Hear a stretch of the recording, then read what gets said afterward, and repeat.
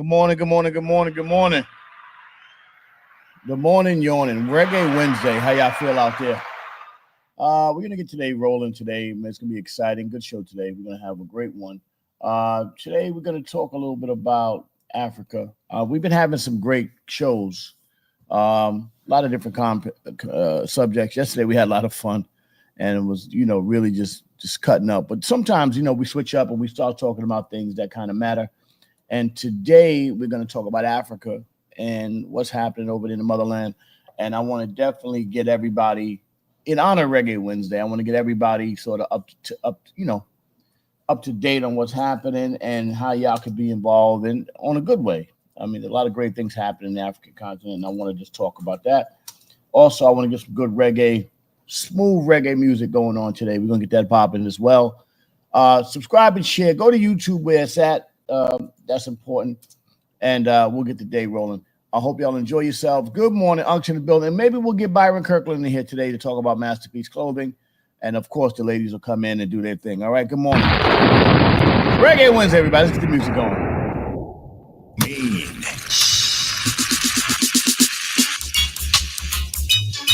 Reggae Wednesday, everybody. Stop me from loving you. No way. Subscribe and share. They just can't stop me from loving you. No way. Oh, so many people wanna see me stop loving you, girl.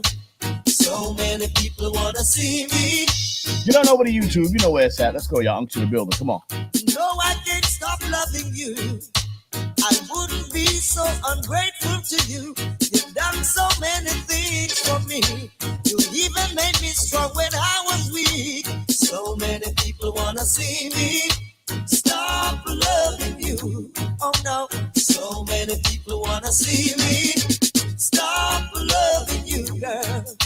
But I can't. No way I can't.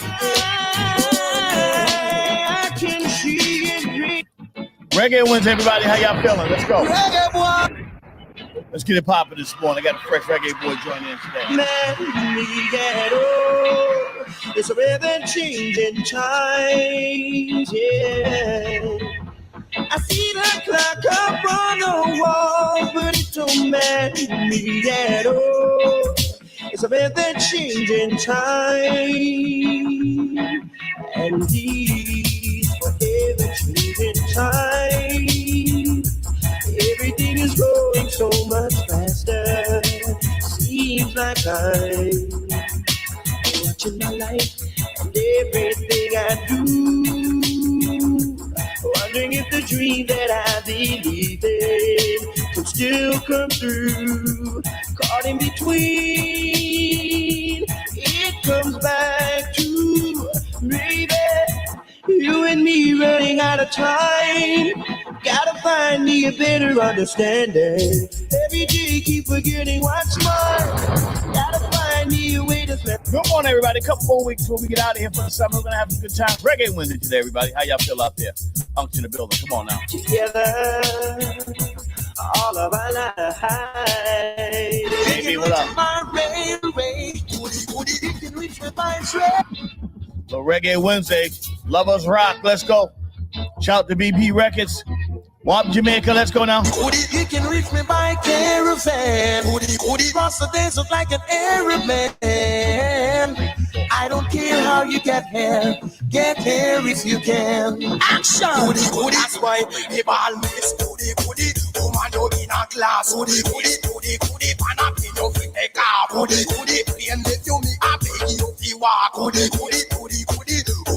in a glass. Pan up in your feet, not true.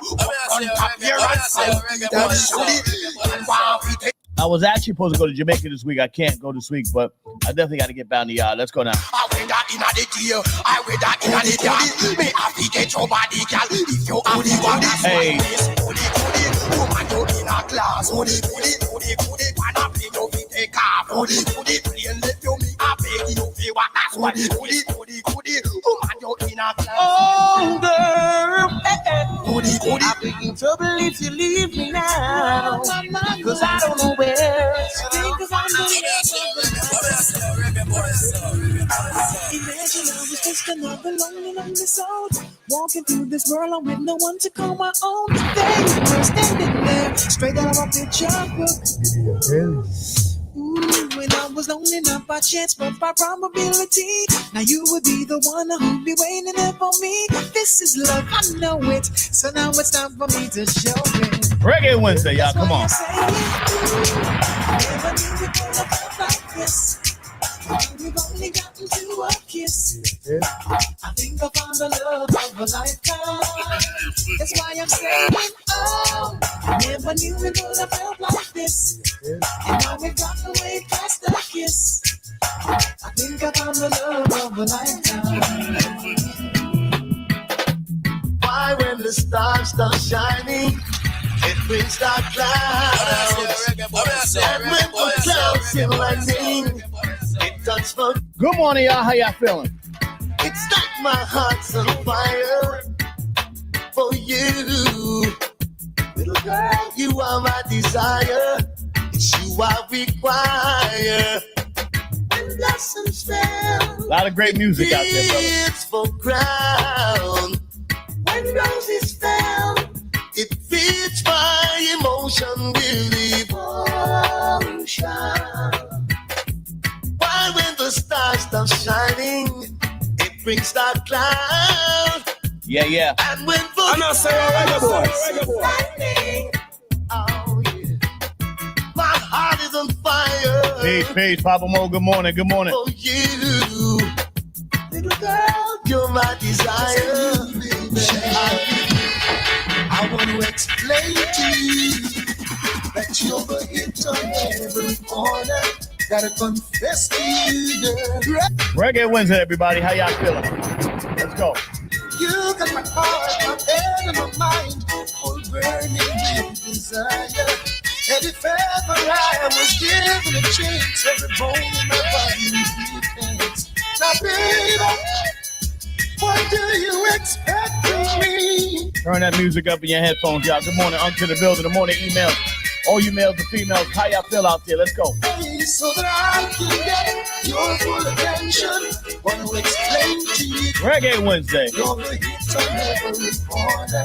Gotta confess to you, girl, just what you do into this brother. You got my heart, my mind, and my soul all burning with desire. And if ever I was given a chance, every bone in my body would dance. Don't let me cry to you for a moment. Every little thing's gonna be alright. I wouldn't lie to you, no. Good morning, everybody. Let's go. I'd walk a mile around you. Just while you feel. I wanna say, Mama, take this badge off of me. Good morning, dude. I can't use it anymore. I want to thank y'all for being patient with me when I'm stumbling over some of my words as I'm trying to read. I don't know if y'all know, I'm legally blind, so I have a problem sometimes with astigmatism when I'm trying to read. So when you see me stumbling, you know, I know it sounds goofy, but I thank y'all for keeping me on point. We're going to work on it, but I can't do nothing about being legally blind, but we working on it. No excuses. Let's go, y'all. To the building. Come on. Knock, knock, knocking on a heaven's door. So when I'm reading something, sometimes it just gets me a little stumbled. Knock, knocking on a heaven's door. I give you some braille in here or some shit. I said I gotta put my guns to the ground, yeah. I can't shoot them anymore. You see the long black cloud is coming down. Question of the day by Will Atkins. If you found out your wife cheated on her, if your wife found out you cheated on her and she forgave you, but now the stipulation you must wear condoms from now on during sex in that relationship, or the relationship is over, or is that relationship over, or will you suck it up and wear condoms? Well, yeah, well, first of all, dude, if you cheating on your wife, if first of all, don't get married if you want to cheat. But if you decide to cheat, then maybe you should use condoms in your cheating. How about that? protect your home. You know what I'm saying? That's my opinion. To sit aside and judge from your routine of the mud. Don't you know you shouldn't judge or just showing love? Protect your house. How about you? Oh, na, na, na. Where is the love that we have searched for so long? By the will of the friends who enjoy to the end. And me ask them, where is that love? We used to know what me say, don't tell me say, all of it gone with, so I me say, where is that love? We used to know, don't tell me say, Reggae Wednesday, everybody, let's go. hypocrite, you stop it, them the thing no benefit, fancy car, house and land, who enjoy is only your one, is given, still living in the hearts of human beings. If that is happening, it is a serious thing. Then you talk about it, dream about it, get up in the morning and brush your teeth, brush your teeth, drive out in your fancy car, windows up, tinted it down, got no time for even how to do. Reggae Wednesday, everybody. You ever really love? Don't just sit aside and judge from your routine out the mud. Don't you know you shouldn't grudge or just showing love? Hey, hey, what about you? Let's go, y'all. Where is the love we have searched for so long? By the grace of the friends you enjoy to the end. And tell me why can't I be your friend for life? Reggae boy, You know that I'll always want to be by your side. Ooh, yes. Say, give me joy and happiness, and I feel good all over. Love and happiness, and I feel like we've chosen clover. And all I ever wanted to do is be. Oh, yes. With all the riches and flash face, none will do. Yes. So you know about that, I'm Bruce. saying Yes. that this is no disrespect, because I'm falling in love with you. Good morning, Miss It is Big Spec. How you no doing? Disrespect. What's come over you? Why can't I be your friend for life? Fresh and ready, reggae music. Let's go, y'all. Hey, tell me how can I go on and not be in love with you? Ooh, Do you understand? I'm stepping it onto this sea. I'm stepping it onto this sea. Don't you like it? Don't you like it? I'm stepping it onto this sea. Good morning, OG. Reggie Brown. Reggie Romania, good morning. So don't you fight it. Don't you fight it. Don't miss. Trying to miss. Who miss? Must get it big. Do you understand me? Do you understand? Respect. Don't take a set. My set. Bust your bed. Do you still love me? Do you still love me? I'm stepping it hot to this sea. That reggae goodness. Stepping it hot to this sea. Good sound this morning. Can you feel like Everyone within the sound of my voice, you love reggae music. Let's go. I'm stepping it hot to this sea. I'm stepping it hot to this sea. Hope you don't mind it. Girl, when I'm with you, I hear a song that makes me laugh and smile and sing to you. When I'm with you, I feel so free. I feel like love is going to take control of me. When I'm with you, Let's go, y'all. it's for real. What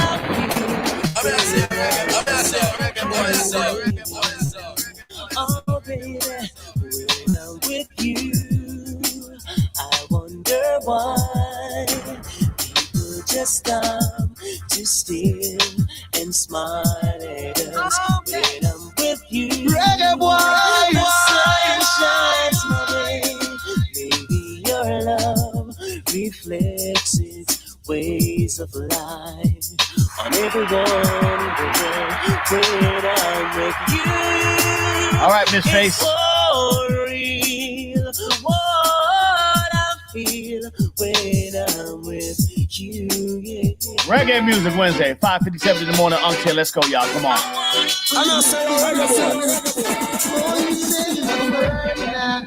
Tell me, what can you do to stop a man from trying? I said, I wanna know now. What can you do to stop a man from trying? I wanna know, yes, I wanna know now. What can you do to stop a man from trying? I wanna know, said, I wanna know now. What can you do to stop a man from trying? Not with that big broad smile and the sexy dress you wear. It's totally impossible for a man with eyes not to stand. There is no reason to be so uptight when you got everything alright. By now you should know you're every man's fantasy. What can you do to stop a man from trying? I said I wanna know. What can you do to stop a man from trying? I wanna know. Yes, I wanna know now. What can you do to stop a man from trying? Absolutely nothing. What can you do to stop a man from trying? Yo, Reggae Boy sound is here say for you rapper. love me, baby, and we should be together. But you just drive me crazy. Now that we are together, I can't wait till the morning comes. Oh girl, and I can't wait till the evening's come. Alright, you call me on the telephone. Oh girl, and tell me you're coming home. Alright. And now that we're together, we'll change the stormy weather and cherish every moment. Let's go, y'all. That we should be together. It's so long we've been alone. Oh girl, and you left me here so all alone. Yeah, now you're here, I won't let you go. No, we'll forever let this feeling flow. Hey, Lord of mercy, ooh, baby, sing it again. Reggae boy, Honey, I know you've asked me many times. 6 o'clock in the morning. Let's go. Good morning, I Coco. never thought of leaving you. Reggae Wednesday. Today we talking Africa today. Give y'all some things y'all need to know. Pay attention. Keep y'all ahead of the game a little bit today. Let's go, y'all. Come on. Honey, when I hear you say that I don't need you, and I'm half the man or woman without you here by my side, and I'm proud of you honestly. So how do we know from day to day sun is gonna rise? Let's take love one day at a time. Baby, don't worry, it's gonna be alright. Let's take love one day at a time. Baby, don't worry, it's gonna be alright. first class. She called my name from coast to coast, telling people how she needs me the most. Whenever she passes by, she always finds another guy. She even goes far. Reggae music today. Let's go, y'all. We love it. We love good reggae. But girl, oh girl, I'm not a substitute lover. Oh no, oh girl, don't take me for the substitute lover. Oh no, ooh, yeah. Whenever I call you on the telephone, there's someone to say you're not at home. Girl, you always have an alibi. It seems to me you have another guy. Don't intend to drive your love ladder or get caught up in your rapture. You see, girl, oh girl, don't take me for no substitute lover. Oh Oh no, ooh, oh girl, I'm not a substitute lover. Oh no. Good morning, everybody. Let's go. Got that smile that keeps me sleeping. Reggae Wednesday, Unction in the building in the morning. Emails, all you males and females. We get it popping. 6:02 in the morning. Nice, lovers rock. Let's go. You know why I hope my wishes and all my dreams come true later on when I get next to you. Silent consent is in your eyes. It's accepted. Girl, you've got me hypnotized, and I love it. I wanna slip away with you and do what you want me to, till your gray skies into blue. You've got that smile that keeps me staring. Girl, I can't help but looking. I'm on to you and you know it's true. Hey, I'm in love again, all because of you again. Say I'm in love again, all because of you, darling. Silent consent is in your eyes. Lord of mercy, girl, you've got me hypnotized, and I love it. I wanna hold and caress you, comfort and take care of you. I want you with me all the time. Darling, how I love you. I gave all I had. Reggae boy, how I'm so mad. But that's the way to love. Yo, That's Reggae how boy I sound is here forever. I've got to say it. Oh, how I suffer. Oh, how I tried. I gave up my pride. I say a reggae boy.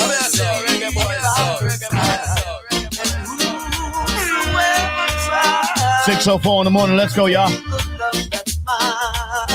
Reggae Wednesday, 6:04 in the morning. Unction in the building. Let's get it popping this morning. Come on now.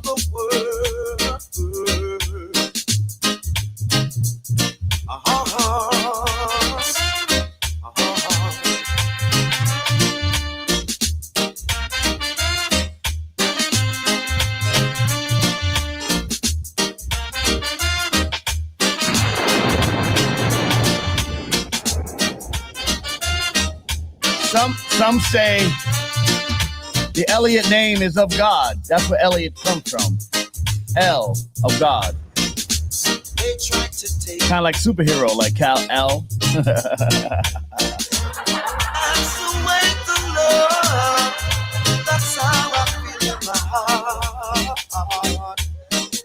I've got to say, oh, how I tried.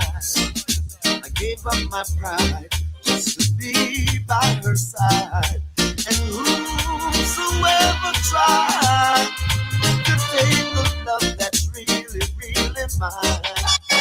I never say no other word, no other word.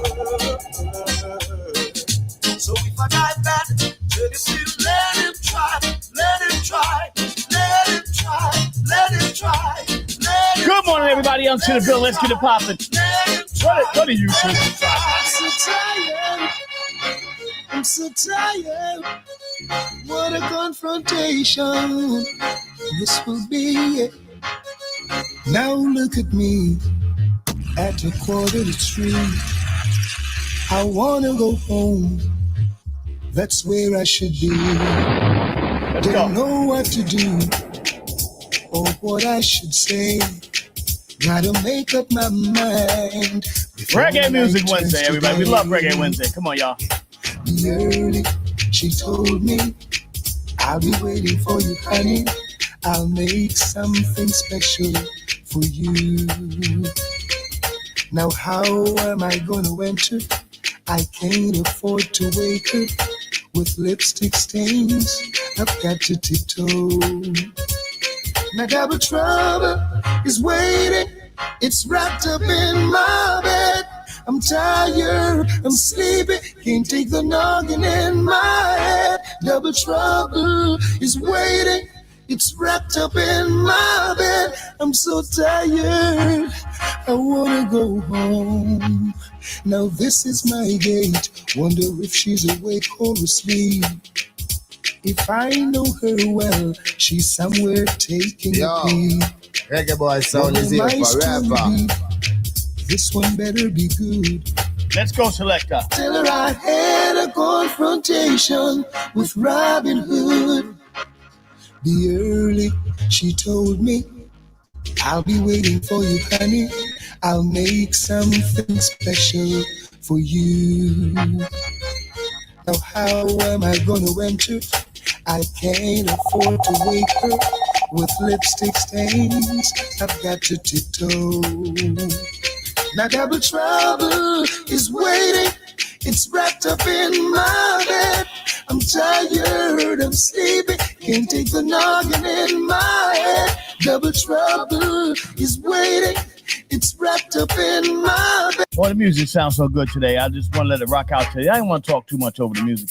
Man, the music sounds good today. You have caught me, baby. You have caught me, baby. I love good reggae. Let's go, y'all. Unction to build the morning emails, all you males and females. Let that music rock a little bit. Of the future is here, my dear. Your future is here, my dear. Now tell the star, cause it is guaranteed. Tell you this I love, no need no warranty. I'll take care of you, and me say yes indeed. You I will care of me, say I will feed. Now you understand, I've been a rover all over the world. I've been to bed with so many girls. But little girl, you're number one in the world. Worth more than diamond and pearl. Day by day I love you more and more. Because my loving is ever so strong. Cause it is guaranteed. Tell you this I love, no need no warranty. Yes, a little girl, cause it is guaranteed. Tell you this I love, no need no warranty. You want to what? Boy, the music sounds so good today, don't it? Wow. Good morning, everybody. Let's get it popping.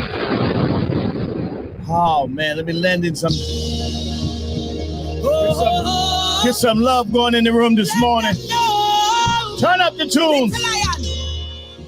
Let's go. No love in them hearts. Me see them gone. No love in this world. Men they lose them soul under mind control. Me see them man got no love in them hearts. Me see them gone. No love at all. That's why this wicked jump on them off the fall. Let's go, reggae. You got to really deal in righteousness. Equality for the people wants peace and justice. Freedom of choices and the right to take a stand against the great deception played upon the nation. We no need no glasses to see that them no care them what we kill we a mission and spoil we career. Look how them poison the atmosphere with all them hatred and greed, injustice and fear. Cause them got no love in them hearts. Wow. See them gone. No love in this world. Many lose them soul under mind control. Them jump on and got no love in them hearts. We see them gone. No love at all. Little Lion song rules over all and all and all. Yeah, happy stand tall. Boy, a little bit of that Little Lion, man. I'm loving it. Let's get a little more of that this morning. A little bonus tune for you guys. I always have a bonus. Don't try to this. Left them on the hit list. Humbuckler. When it's a little Lion sound, don't try for this. Sing along, Kid Baton. Slew them and be feelings them a carry. Them done cover it and them can't say them sorry, yeah. Kill them and be feelings them a carry. What are we doing? Let's get them this morning. Unction the building, man. Listen, I know I smoothed it out, but sometimes you gotta tune it up. Where we at, Well, all right then. Come on, Dad. Make them stretch, give me. Morning. Hey, I me say evening. Morning. Hey, I me say Evening, yeah. 12 o'clock is like a melting pot. In a Kingston when the sun gets hot. Water run me say straight through your back. Never know, say Lord, I saw the city up. Say morning, no morning. Good morning. When it is cool and charming. Yes, yes, And me yes. say evening or evening. When it's all and good. Real rumble jumble. Tell them say the whole world has crumbled. Real rumble jumble. And the whole world. Good morning, everybody. Morning, morning. Kimberly, good morning. And the morning, my yawning. And we love them in the morning. Anything we give them in the morning, not give them in no evening. All right, then, so. Hey Dad, it's Dahlia. Congratulations on your new show. I know how you get, so don't be too rough on them. Love you and good luck. Bye. Love you too, monkey. Good morning, Kim. Raw Perspective with your host, the incomparable Uncle Lays. Good morning, Lays. Lays Elliott, a.k.a. Lazy Lays from the world famous, kicking it with you in topics about health, politics, music, art, culture, and now, for your host, the legendary Uncle Lays. Hey, yo. What's up, y'all? It's your boy. And yo, Lays is rock. Yo, get in there and tell the people what it is, man. Let them know what this thing is all about. Oh, come on, man. Information. That's what we do. Information, mitigation, inspiration, reggae music this morning. Oh, my gosh.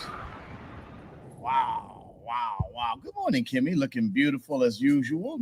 Thank you, Lays. And good morning. And you're as handsome as usual. 6:14 and more. Thank you very much, Kimberly. Lays, I wanted to, Go ahead. you know, you guys stopped me when you said that, you know, if I say gorgeous to a man, Yes. that he really doesn't like that. The men I don't like thought you it. guys liked that. No. Oh. We don't like gorgeous and luscious. I mean, me and Lonnie used to say luscious, but that's like, I don't know. Harlem, it's more a Harlem thing, I guess. You know, like a Cameroon Harlem thing that they can get away with that kind of stuff. No, I'm from Brooklyn. I'm sure Pookie doesn't mind being called gorgeous. I don't know what he mind being called, but I tell you one thing, that story that we talked about yesterday with the Suge Knight shit got crazy. That just turned up all over the place. Uh-huh. So we're gonna see what we're gonna see what happens with that. And that's gonna be great. Mm-hmm. We're gonna see what happens with that. But today is gonna be different today, by the way. Today, you know how every day we have different kinds of energy. So some energy I talk about, you know, some fun shit, we laugh and joke, but some days I talk about some real shit. Yeah. We're gonna have a conversation about Africa today. I'm gonna give you some insight. We're going to talk about what's going on over in the motherland, and I'm going to give you some stats and numbers and stuff that we can talk about. We'll have some fun too, but, you know, I want to talk about, because I want to keep us up to speed on what's going on in the motherland. And I think sometimes we don't, you know, we're so busy getting caught up with some of this bullshit that we don't pay attention to what's happening. And then when it happens, we always talking about it later. You know? Right. You know, this is a show about information and all the things that we need to bring out. So let's talk a little bit about the motherland. Let's do it. Also, you know, I'm not. Tell me if I'm wrong. I'm debating over this right now, Kim. This morning, I don't want to play golf with niggas no more. I just want. I just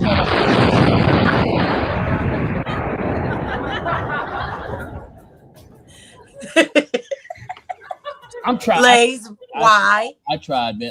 I just can't. I tried. Why? I'm trying to grow the game in the community with my brothers, right? But we so jammed up mentally. Yes.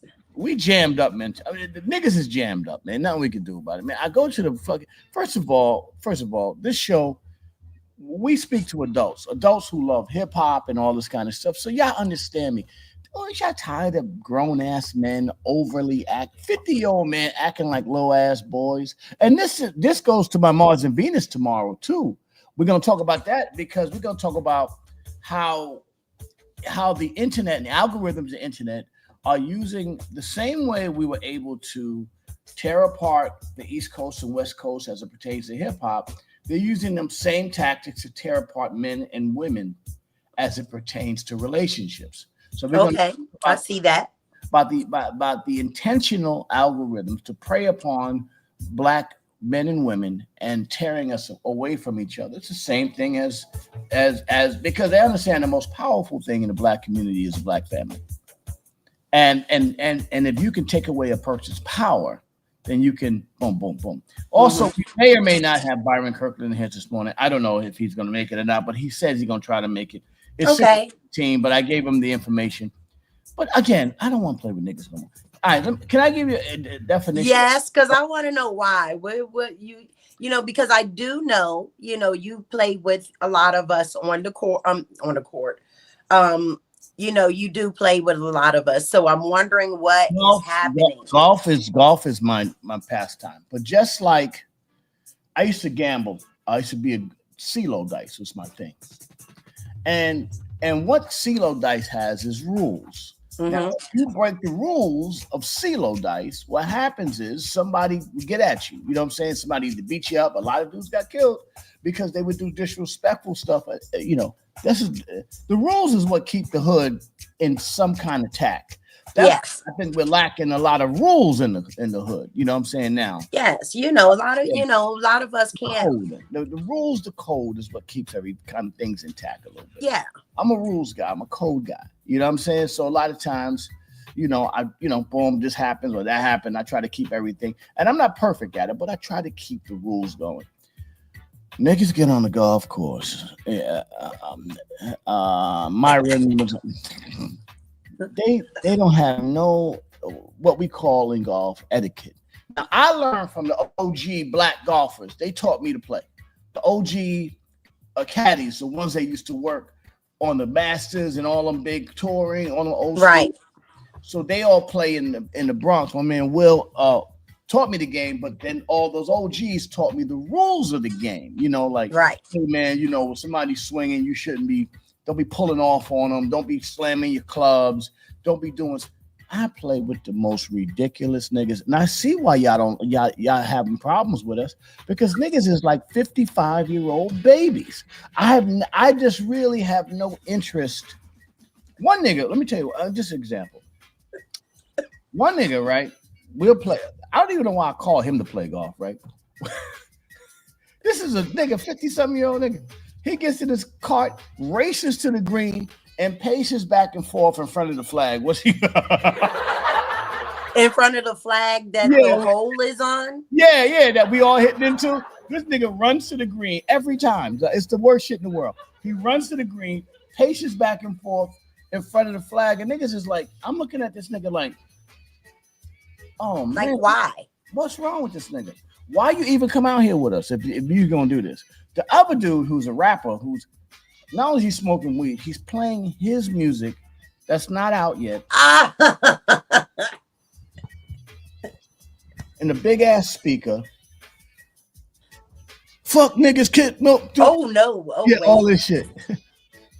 Yo. I'm sitting there going, no. Listen, I'm not pissed. I just don't come out there. Listen, if I'm on a basketball, I play basketball. If I'm playing Skelly, I'm playing by the rules of Skelly. I play by the rules.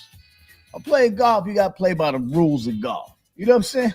And this nigga is the worst. I'm sitting going, why am I playing? And what's crazy about it is that these is niggas in their 50s. You know what I'm saying? This is not. Why you think I'm not dating? Right. And I feel bad for you because your brother. This is the niggas in the 50s. This is how they acting. Yeah. Like some niggas can't let the street go to the point where, like, we laugh and joke and talk, but I'm a dude from the bottom. You don't see me walking around, yo, son, you know what I mean? Because you know what I'm saying, that I mean? Like, come on, man. Now I have a question to ask. Yes. So apparently I'm giving up on niggas. I'm telling you, I like playing my wife. Listen. The Wills Pills. One thing about the Wills Pills, even though we may not agree politically, we may not agree culturally in a lot of things, but they know how to.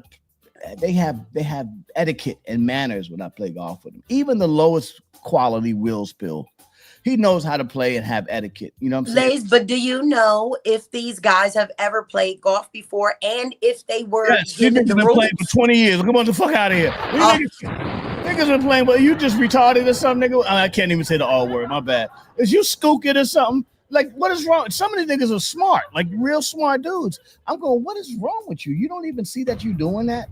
I'm going, you know what? I'm not associating with that no more. I've decided from now on to only play with grown adults. That's why I play in Florida. I play in Florida. Grown men. They're grown men. Oh, this happens in New Jersey. Yeah, it's New York niggas. New York Yeah. niggas Oh. as much as I want to love New York niggas is crazy. They Well- really don't grow up. They grown ass men don't grow up. They got to grow up. That's what I'm saying. I think that's one of the problems in Mars and Venus. Grown men don't grow up. These niggas 50 years old. Why are you competing with the space of a 20-year-old man? Yeah. I mean, There you go. There you go. There you go. what I don't understand is, certain things are automatically what it is. Yeah. When I think of golf, I don't think of loud music, loud voices. I just think of relaxation, light conversation, getting on the caddy, enjoying the peace and the green. That's what I think. They stuck. No. Anthony's right. They stuck. Well, first of all, a lot of times, I'm gonna tell you what this is. I'm gonna call this out. A lot of you dudes are emulating like the rappers, and a lot of the rappers wasn't really the street dudes. You know what I'm saying? They was just the music dudes, right? And then a lot of dudes, the street dudes, obviously. Because if you was a dude that was really in the streets, you ain't trying to do that. You've done that already. You don't want to be. You're trying to grow the fuck up. You're like, man, yeah, listen, man, I ain't trying to. Especially with all that PTSD you have from being on the Right. street. If you was a dude that was in the streets that was really in it, you trying to, man, listen, man. You're calming down. You don't want that. You chilling. These dudes is like, look, I tell you, man. I see the problem. I try to argue the point with the Duchess. She said, baby, I'm telling you, your whole, most of your, I said, well, yours too. I'm trying to, yours too. But no, I understand. I understand. The men have not grown up. I think that's what the problem is. As brothers, when you 50 years old, you can have fun, you can have a conversation, but you gotta be a grown ass man. You can't be a little ass boy. You can't take the space from little ass boys. Isha Marone. Well, hey, how you doing? Thank you. I appreciate you. Thank you for coming in. So anyway, so I ain't playing golf with niggas no more. Fuck niggas. Ladies, you just have to teach them. Each one teach one. No. You know who I'm teaching? If I'm gonna spend time teaching somebody, I got sons. I'm gonna spend time with them. I ain't spending time trying to teach no grown ass man etiquette and manners. Fuck out of here, nigga. You just leave me alone. I'm gonna play with my white friends. Leave me fuck alone. Fuck out of here. Fuck out of here. Grown ass. Lays, hey, some people just don't want to leave it alone. Acting like a low ass boy. Grow the fuck up. Why are you even out here if you're gonna do that? Hey, you know what I'm saying? I mean, that's the truth. But again, we deal with that sometimes with women too. We went to, I told you about this, the polo and jazz event we went to. This my second time going, and we're there and we're watching polo. I mean, I know a lot of us don't really get down watching polo. A lot of us never been to a polo event before, but wow, they had a lot of women that were dressed with their ass out, because that's the new thing. But you're 50, so why do you have your ass out at a polo event? And then they're twerking and really doing all the twerk dances at the event where everybody is there chilling, like trying to put on their grown man, their grown woman, but not these ladies. Well, girl, it's the same thing with the ladies. Yeah, it's the same thing. Some of them just believe that, they paid their money. They're adults and they're going to act the way they want to act, no matter who cares. So, sometimes it is what it is, Lays. Yeah. Well, listen, at the end of the day, that's why you can be who you are. As long as you maintain your square, I find that people elevate themselves to your square as you lowering yourself to someone else's square. And Peter Pan, it's funny because the Duchess called it the same thing. Y'all Gemini women, You're kind of smart about that. The Peter Pan syndrome. You're right. It's the Peter Pan syndrome. Niggas want to.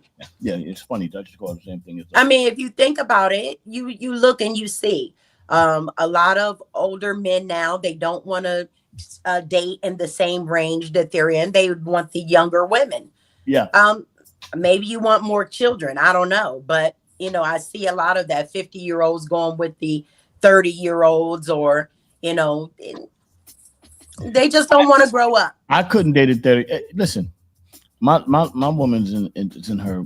I hope she don't mind me saying in her 40s, right? That's hard enough. You know what I'm saying? Trying to manage that, you know, space.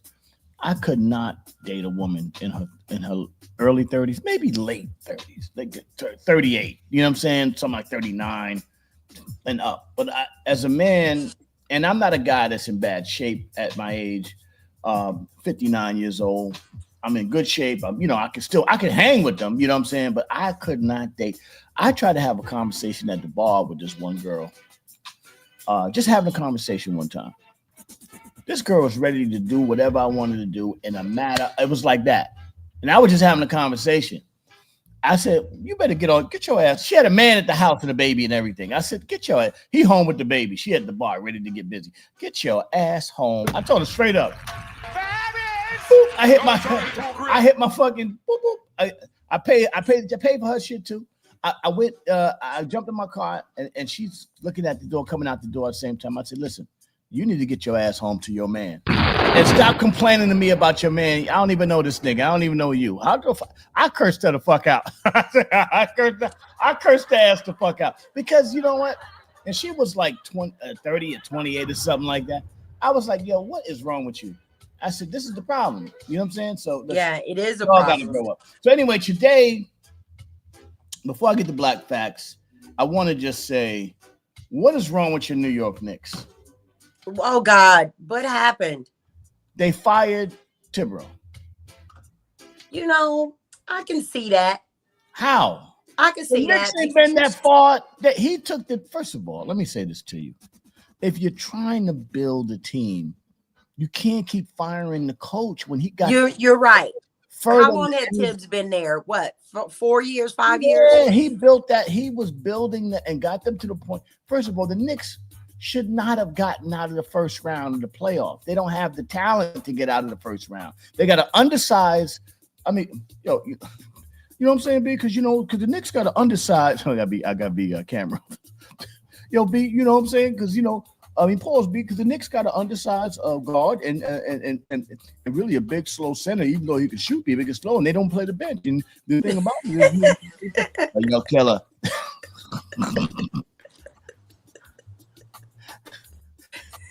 I love how they're murder and killer. Yeah. Like, wow. You right, murder? Yeah, yo, killer. I was at Puff Out one day, and he had an undersized guard at the door. What are you saying? But Lays, for real, I it doesn't surprise me that they fired Thibodeau. That's who Dolan is. And ridiculous organization in New York. Yeah, I put on my Facebook page at the end of when we got knocked out. The curse of Dolan. Dolan doesn't allow anything to pan out. He wants to win and win right now, but he doesn't have the personnel to win right now. Well, last year, I believe that was last year. Actually, no, we weren't in the conference round, but we made it and we lost to Indiana because we had a lot of hurt people. So I actually expected us to go further than we did last year. Let me tell you what is fame is a hell of a drug. Even the niggas that own the team, it's not enough to own it and make all the money. You still want to be famous. You want more people saying your name. He got rid of Scott Perry, who was the president of basketball in New York Knicks, built this whole new form of organization. Scott Perry did. Got rid of him. He won't even let Oakley back in the him and Oakley. I'm saying, yo, dude, why are you that? I don't want to petty. Right. I don't want to know you, nigga. But until they do something with this man, just like Jerry Jones, as they did with Daniel Snyder here in DC. Right. They got this fool out of here because of everything that he was doing to the organization.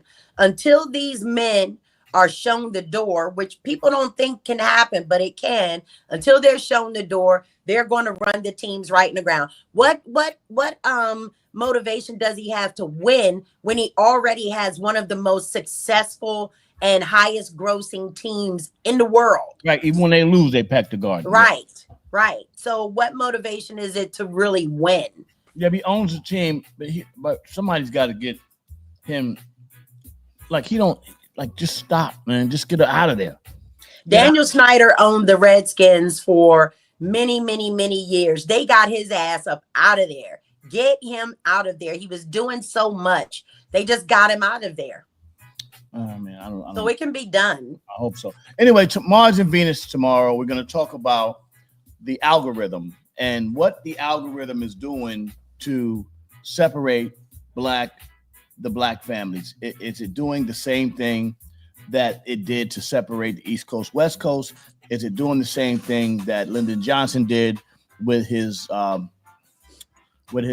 Great Society bill that he signed, where black women could not keep the man in the house unless they were married? Is it the same thing? So we're going to talk about it on Mars and Venus tomorrow, and we're going to show you in ways in which how that is causing us to be programmed to go against each other, like, you know, black men and women. Mars and Venus. So we're going to talk about ways. I love black men. I really wish it wasn't like this. I really wish it wasn't like this. But I love them. But I'm going to talk about, why. We're going to talk about the reality of the situation. We're going to talk about the lack of fathers. And we're also going to talk about, listen, some of our mothers are raising the boys that end up, you know, not like, you know what I'm saying? Like, it's crazy. You know what I'm saying? If you if you ain't fucking with the father, you raising this guy in the house who ends up being the father who you ain't even fucking with. So it becomes that kind of thing. So we're gonna have a cycle that is being played on by the internet and the algorithm, where we see it today, where black men and black women are going against each other, as opposed to looking at it and say, hey, let's stop. And that's why we do Mars. I mean, if I speak about what I see on the algorithm, I see a lot of black men that, and I see it in out there too, where a lot of black women like women that they're into the aesthetics. So they like the women that look like they're from India or you know, Dominican Republic or something like that. So yeah, I can see that where's a line divided. Yeah. Fame got shout to Lil Fame. He's got his new joint out today. Oh, yeah. Can't wait to hear it. Yeah, it's crazy. Well, Fame's got an album. His album's amazing. And I actually went on Tidal to see if I can find it. Will it be there today? It should be there today. Okay. Yeah, on Tidal. So just got it out today. And again, the next evolution of MOP is that their solo projects get the light that they need, and I'm loving it. Fame to me is the engine. He's the most talented dude. I met him, always walked on the downbeat.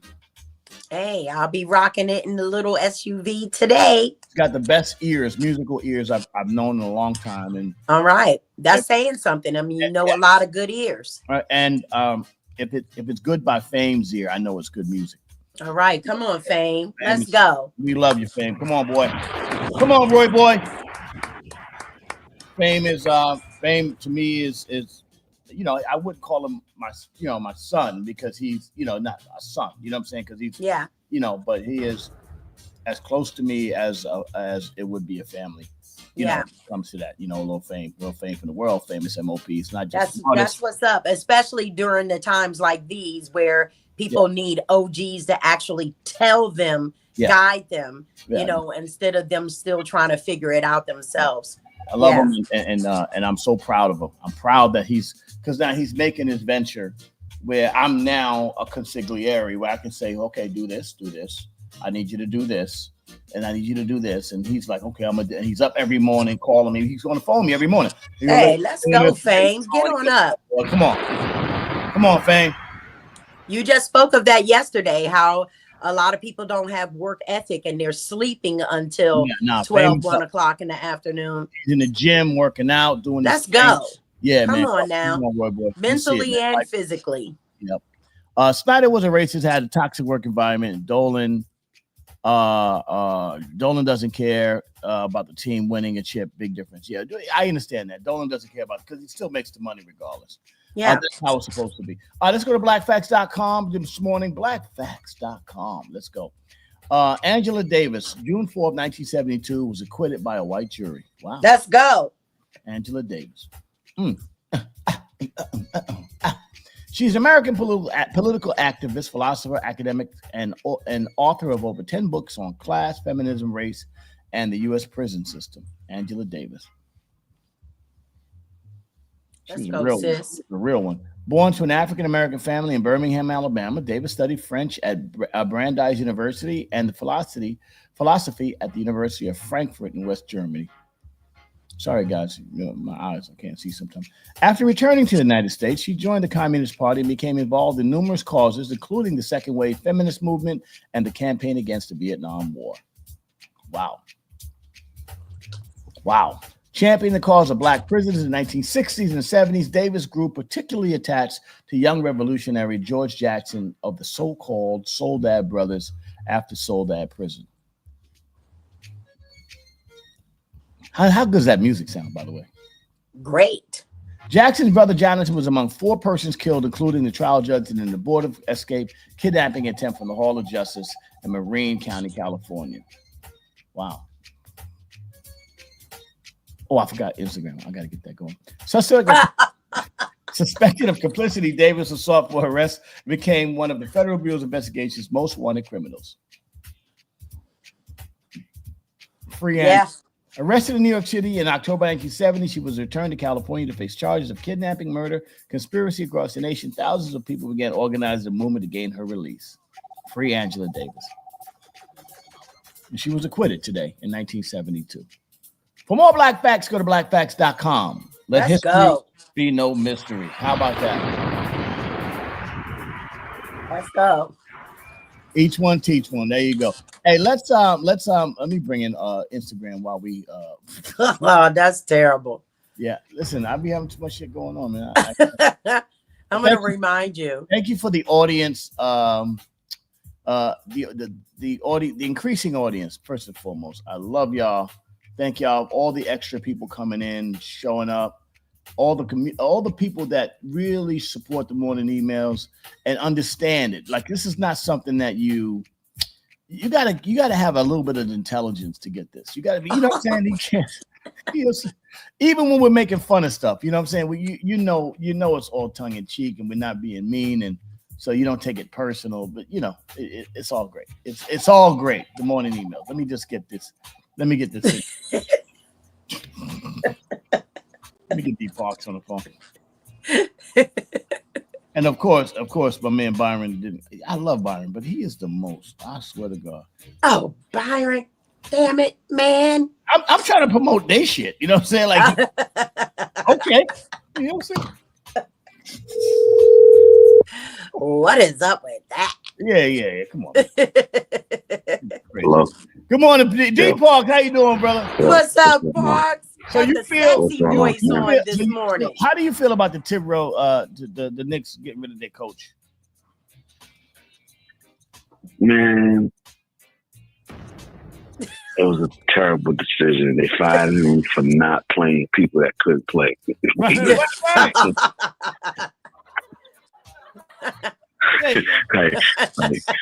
bench that they had couldn't play. Yeah, basically. Ben sucked. And he got them from nowhere. He got them from a non-playoff team to, 2 games from being in the finals? Right. And they fired him. Right. That was just dumb. Right. Listen. But that's the organization. That's James Dolan. That's why one of the main reasons why I'm not a Knicks fan. I grew up, I was a diehard Knicks fan. Bernard King, Rod Strickland, Mark Jackson, Patrick Ewing, and they got rid of the 3 of the 4. Anybody say Rod Strickland? They got rid of, I said Rod Strickland. They got rid of the homegrown talent. They got rid of Rod Strickland. Oh, so that was your boyfriend, huh? Okay, I got you. I got you. That was your boyfriend. Well, she lit up when I said Ross we Strickland. nailed it. There you go. I was wondering who her boyfriend was with the Knicks. I figured it was one of them dudes.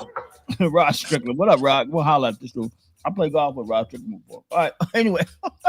So I'm thinking, James Dolan has figured out, New York Knicks are one of the premier organizations. Right. And win or lose, it's a moneymaker. So he doesn't necessarily have to put together a winning team. He just needs to put together a competitive team, and ensure that, because, when teams win championships, it's now a lot more pressure on them. And he plays in the band, he got a little thing. The Knicks organization is his toy. Right. That's his toy. He just, kind of jumps in and out, especially after the whole Isaiah Thomas situation 20 years ago. Yeah. Well, that was crazy too. I mean, listen, as far as I'm concerned, the New York Knicks is never going to win a chip. Not as long as he's the owner. Not while Knicks will never win. And what I was saying, Kim, I know you mentioned Daniel Snyder, but Daniel Snyder was not only a racist, but he had a toxic organization. And no doubt. A whole lot of unscrupulous things. So that's why he was forced to sell the team. They can't make Dolan sell teams just because they're not winning a championship. No, that's not what I was saying. Actually, just saying, that it can be done. We can look at Jerry Jones as a racist, really, if we wanted to. But even being a racist isn't enough to get you out. Exactly right. Because he had to be a toxic organization. Yes, that's what Snyder did. Yeah. Well. And Dolan's not doing that, and Jim Jones. And Jones is not doing that. So they ain't going nowhere. Yeah, the Knicks. Listen, there'll be a playoff team. Until forever. But listen, they're saying they may get Antetokounmpo, so that might. Hey, what up, Sad? Yeah. I don't see them getting that guy, but if they do, I don't see them getting him. I think they'll deal with goofball. Jerry Jones said that. That's what he said. But Parks, man, I'm trying to get off this Diddy chocolate, but can you believe the amount of press that Snoop situation got with this dude Suge talking about Snoop? That's crazy. God. That shit got crazy. And Suge is just trying to get some attention. He's gonna say that to keep the spotlight on him. Mm-hmm. Suge's not coming out for a while, so he doesn't want to be forgotten. Right. So, and he feel he can say whatever he's going to say, but it's crazy. What bothers me, like I said yesterday, what bothers me is that these news organizations would promote that, and that really bothers me. Did you see Charlucci on CNN? Who? Who is that? Was that the puff guy with the Charlucci? Listen, we've been around a long time, right? So we know guys. Yeah. You know what I'm saying? We know. Oh, so y'all knew the guy with the big free puff hat and stuff. Oh man. Yeah, he grew up around the corner from me. Yeah. Okay. We know the dudes, man. He loves him. Yeah. Listen. No, he loves a check. Love the check, nigga. This is niggas that you can get a street team to promote anything. That's all I'm trying to say. He said he's never seen him do these things. You can get somebody to promote a bag of shit, like shit. If you got a big enough marketing budget. Am I lying, Mark? 100% spot on. A nigga will put flyers up of a bag of shit, and that'll be his promotion budget. He'll give up. Maybe he was the guy giving people $20 to wear the free shirt. Anyway, all right, Fox. Yeah, so we feel the same way, man. The Knicks is fixed. That's all. They're like Knicks are fixed. They're like the dog that you chopped his nuts off. It's over. The Knicks ain't gonna never win. But you know what I'm saying? The Knicks is fixed. They ain't never gonna win no championship. But it's all right, man. They're going to still make money. As long as they make money, that's all that really matters. But that's the key. All right, Parks. I'll holler at you, boy. All right, all right, Parks. Yeah, D Parks, everybody. Yeah, the fixed Knicks. The Knicks are fixed. Hold up. Big said, Said knows exactly what we're talking about, but I think Big Said has just made something. Big Said has just definitely. We haven't done. Sorry, Kimmy. I'm sorry, Kim. Uh-oh. I'm sorry, Kim. You sorry in advance? I'm sorry in advance. I'm sorry in advance. You sorry in advance? I know you caught that, Said. Hello? Yeah. What up, Said? What up, Said? Big Said, my friends are better than yours. Writer, entertainment writer himself, journalist, an actual real journalist, by the way, Big Said. I'm sorry. Said, I saw you caught that when we talked about this certain basketball player that we had mentioned. I'm saying. I hope somebody realizes that I'm great friends with somebody mentioned earlier. I figured you are. That's what like great like family friend type shit. Wow. Okay. Oh yeah, you guys are from the Bronx. Like I can call him right now. and he won't be mad at me. Well, maybe he will, but no. So my question is, Said, is your friend better than Kim's? Only if it's not the same one. Wow. I think we might have exposed Kimberly today by accident. This Said. I will be having a conversation with a friend a little later. The mystery has been revealed. The mystery has been revealed. Let me ask you a question, Kim. Did you give him massages by Kim recently? Is that still going on? Or you guys... No.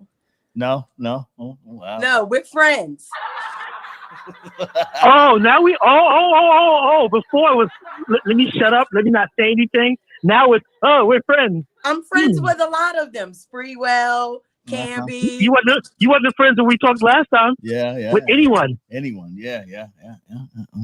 I'm friends with Wingate. I'm friends with Larry Johnson. If he would come back and maybe talk about busting that bubble, would that be something? Hi, this is Lindsay. Shut up, Lindsay. Stay away from this conversation. I'm messing my whole African thing up right now because Kimberly got me stuck. I'm stuck right now. Kimberly got me even commenting. I'm like, whoa. Right. Oh my God, Kimberly, you got a story. You got a story to tell. Yo, I love it. She's like Biggie. Yeah, listen. I was trying to think of the lyrics. Said. Wow. She's Biggie today.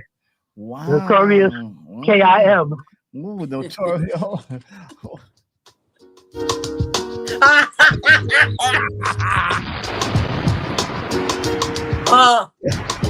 With the New York Knicks.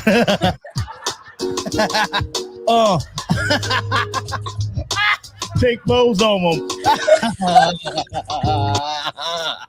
Oh, Kim. Oh, I love it, Kim. Oh man. All right, Kim. I think you caught that one. I think Said brought that out. Hey, Said, come on, man. Where do you think this story? Go ahead. First of all, Charlucci on CNN is funny as hell, by the way. I just want to tell you that. Charlucci on CNN is hilarious, by the way. I just want to tell you that.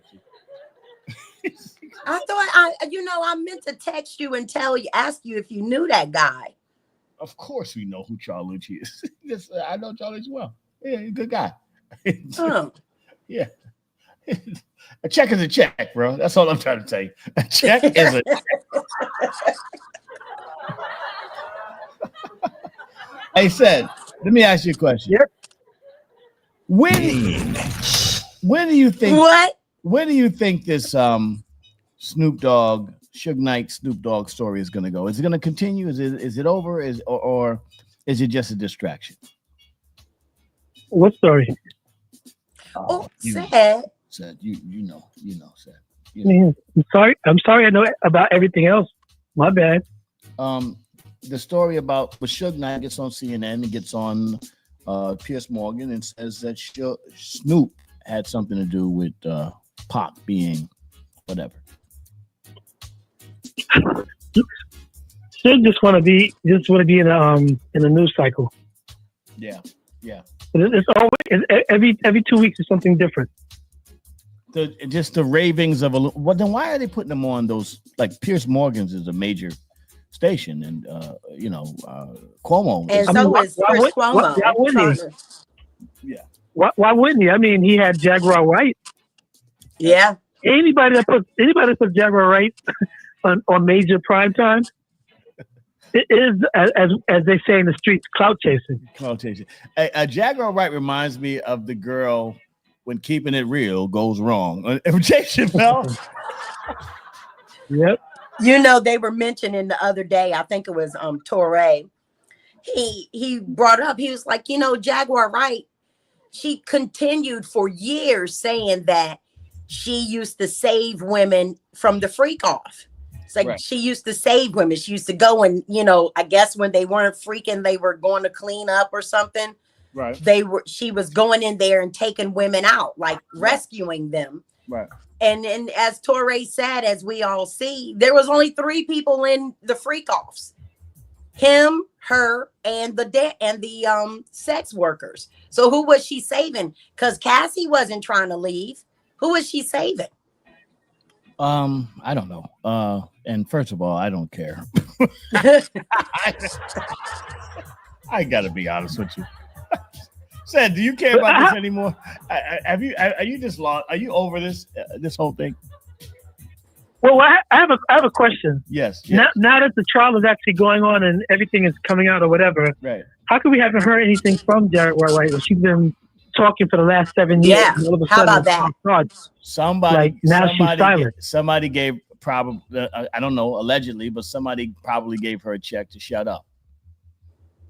You know what I mean?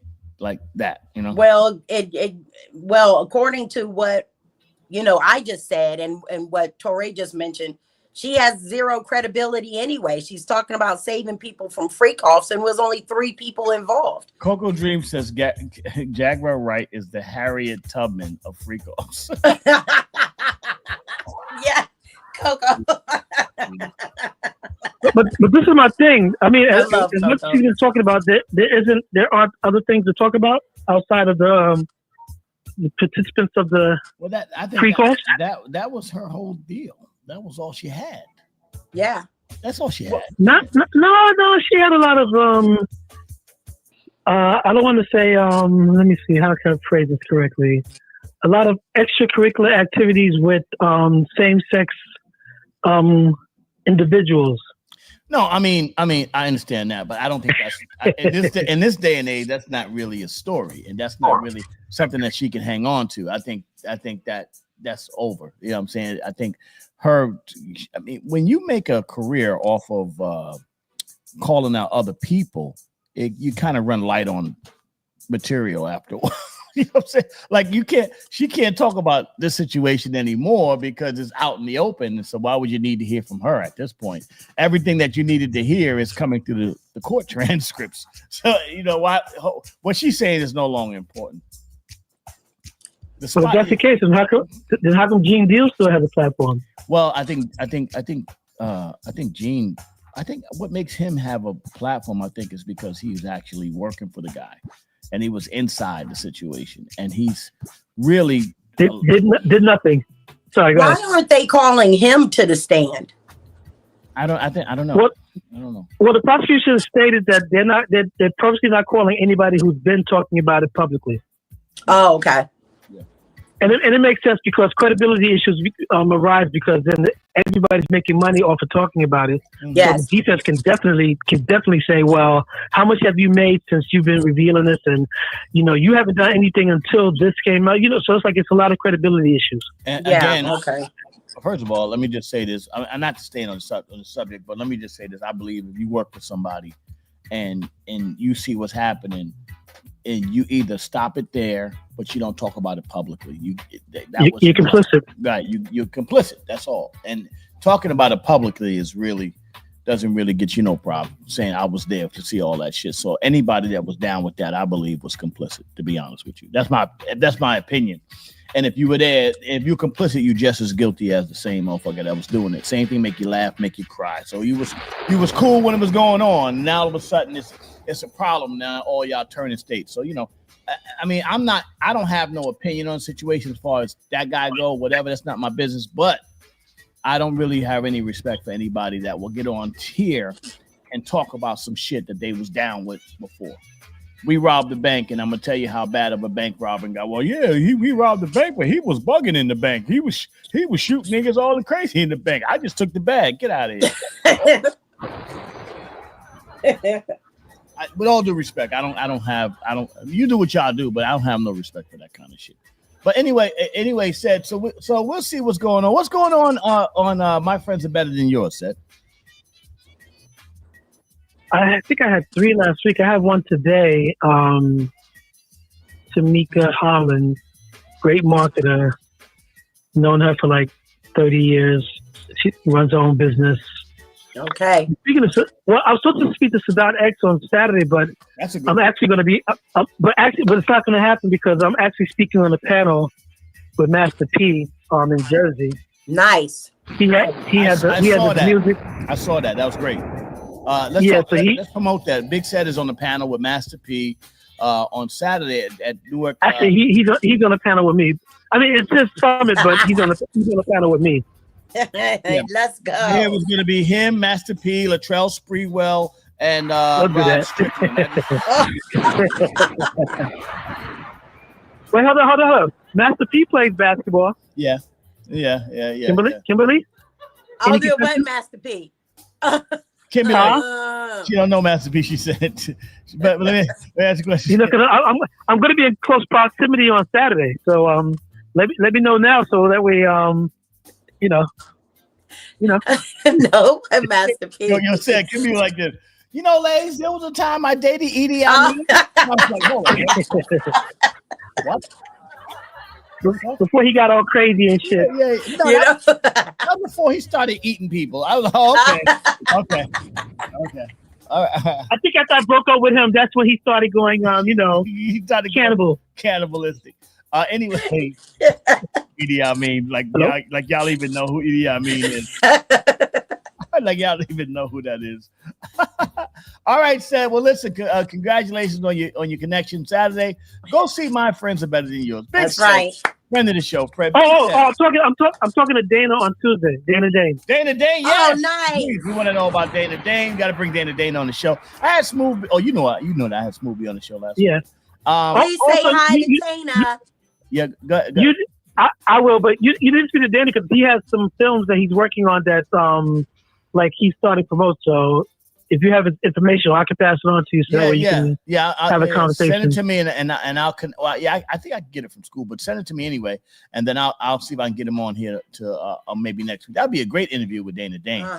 We could talk to him about a lot of things, his relationship with Clark Kent, all of his music, early the Kango Crew, all the great things we could talk about with Dana Dane. That'd be a great conversation.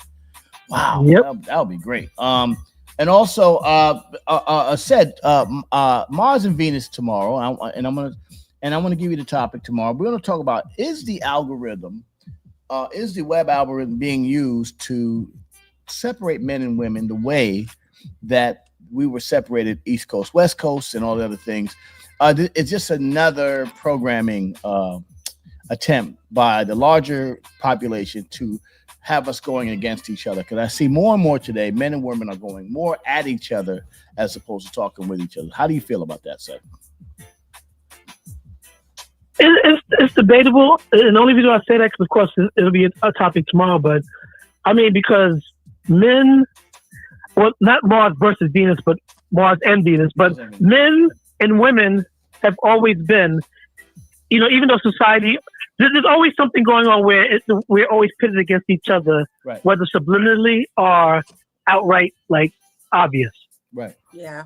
So that's why I said it's kind of debatable, and it depends on how.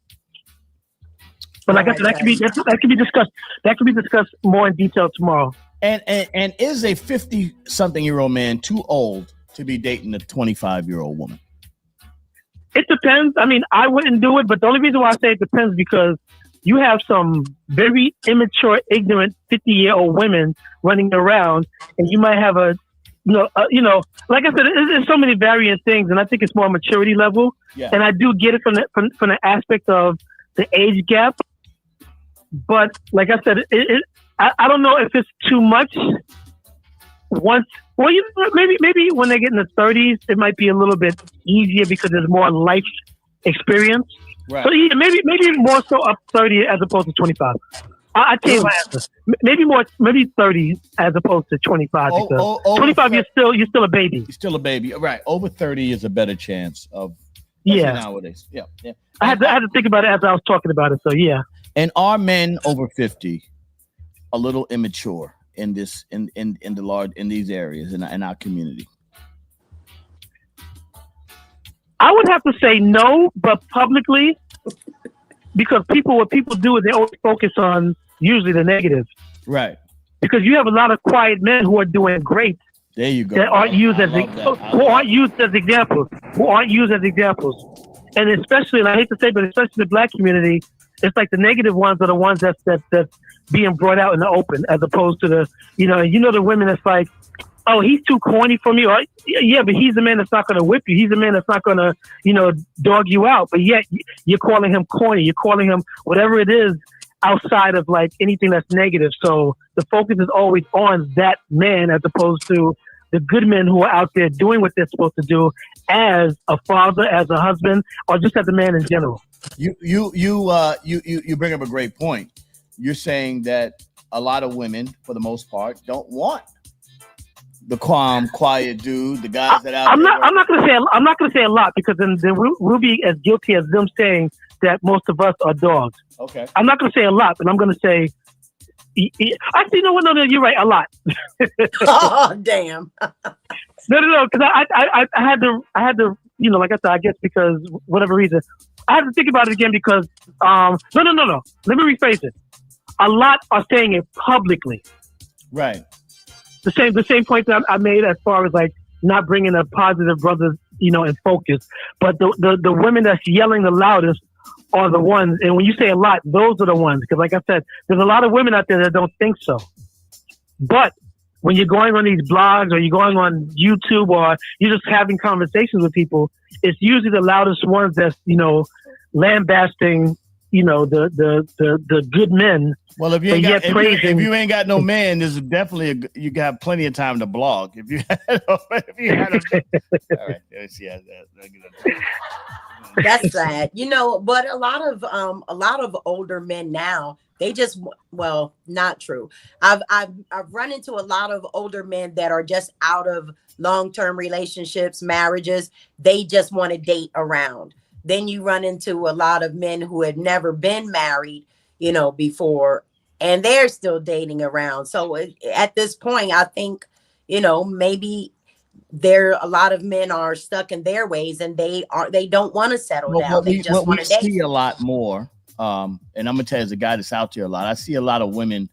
I don't see a lot of couples as I used to see couples. I see a lot of check splitters, meaning groups of women at a table, loud and splitting the check. I'll tell you this. I think that's what I see out in the street. You know what I'm saying? I'm not saying it could or may not be true. I'm telling you what I see as a guy that goes out to restaurants and whatever. I see a lot of check splitters out there. Yeah. A lot of that. Lays, I was telling you when I was women should be paying I'll check. Please stop. All right, Vic said. My bad. Sorry.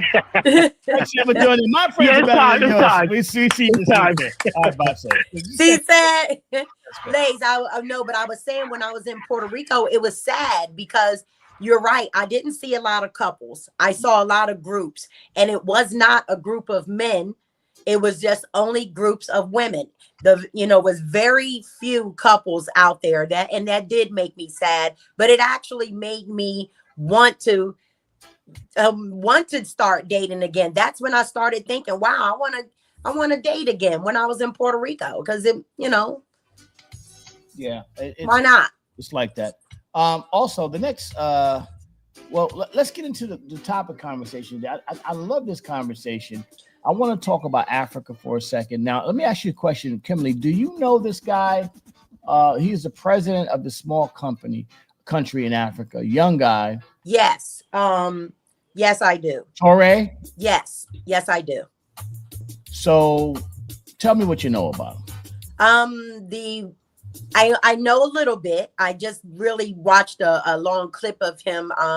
I think it was Sunday. Ibrahim Toure. Yeah, Ibrahim Toure. That's right. He is the president of that country. I'm not sure what the country is, but he's telling everybody, listen, we don't have to go outside looking for resources or looking for anything. We have it here. Right. We don't need anybody to help us. We have it here. We have our army. We're not scared of you. He was just saying a lot of good country things. Called Burkina Faso. He's been the interim leader there, and I could play a clip of him. I don't want to play it. I just want to talk to him about it. Because I really want to talk about not just to him, but Africa. Now, let me give you some numbers, right? Africa is over 600 million people in Africa are younger, are like right around 30 years old. Wow, 600 million. Yeah, so the African population across the continent is young, very young. The African population is very young. So they are prime and ripe for revolution. So let me just say, let's just talk money for a second. I'm gonna give y'all some money. Y'all play with these conversations. Let me give y'all money. Who are the top 10 richest countries in Africa? Who do you think it is? I would say Nigeria. Nigeria is the first one. I would say South Africa. South Africa is the second one. You're doing good, Kim. I would say Ghana. Egypt is the third. Egypt. Okay, Egypt. The fourth, Algeria. And the fifth is Ethiopia. Okay. And the sixth is Angola. All right. I would not have mentioned Angola. Yeah. Also, their natural gas. These are countries that they have agriculture, natural gas, diamonds, limestone, lithium, all the things that we need. Yes. So let me just give y'all something. So the Chinese government over the last 30 something years and the Russians have been investing in the African continent. They've been putting money into the African continent. And so now the consensus after they're building the infrastructure up in Africa by investing in Africa and then getting rid of some of these colonial issues, which is really one of the biggest parts about. Well, let me give you some more stats before France. Yeah, like getting rid of France. Let's talk about colonialism real quick. I just want to give you all the parts, and then we can put together the conversation. Mm-hmm. Also, Kenya is another big country. Morocco is another big country. I was going to name Morocco. Kenya is the 9th, and Tanzania is the 10th. Per capita, Botswana is one of the top, but just a small population, only 3 million people in Botswana.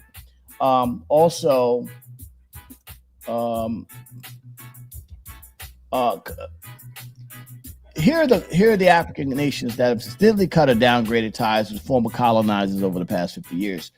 Guinea, they got rid of France in 58. Eritrea, they got rid of Italy. Rwanda got rid of France. Mali got rid of France, and France was some motherfuckers, boy.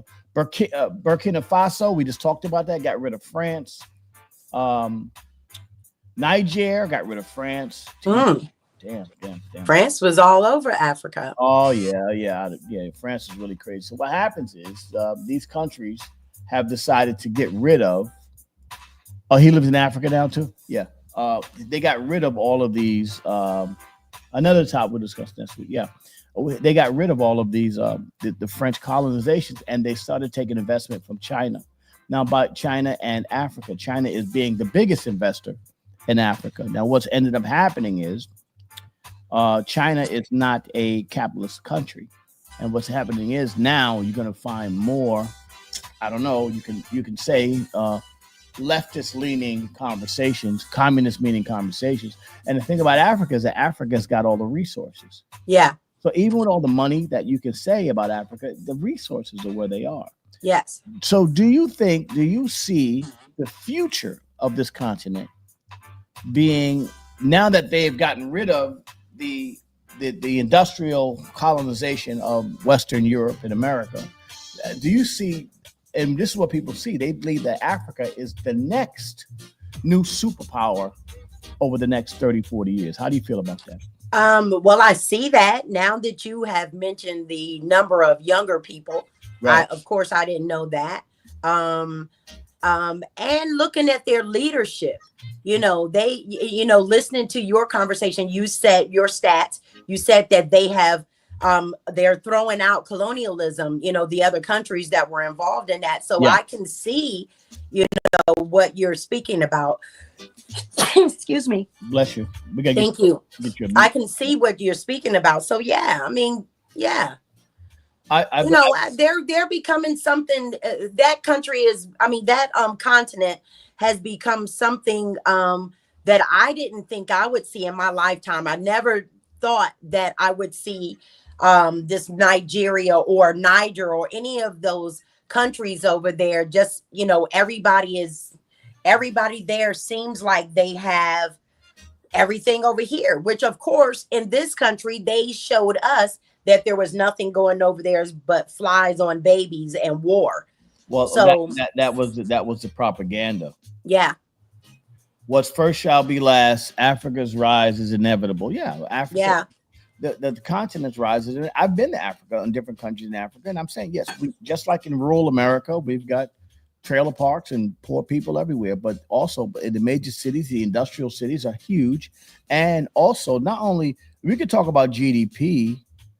Not flies on babies. But we could talk about GDP, but we also can talk about the resources. The resources are even more than the GDP because Africa has so many renewable resources. The reason I'm bringing this conversation up because I really want everybody to start looking back into the motherland from a position of not just investment, but also business building and working in the African space and connecting with our brothers and sisters in Africa, because there are a lot of different things you can do. And because of the internet and because of the global connection, the world becoming smaller because of the global connection, there are many ways that we can capitalize on connecting with our brothers and sisters over there in Africa. Now, listen, and also this Ibrahim Trails brother, y'all better get him before somebody do something to him, because quite obviously. Well, he's already had a few assassination attempts, I believe, against his life. Yeah.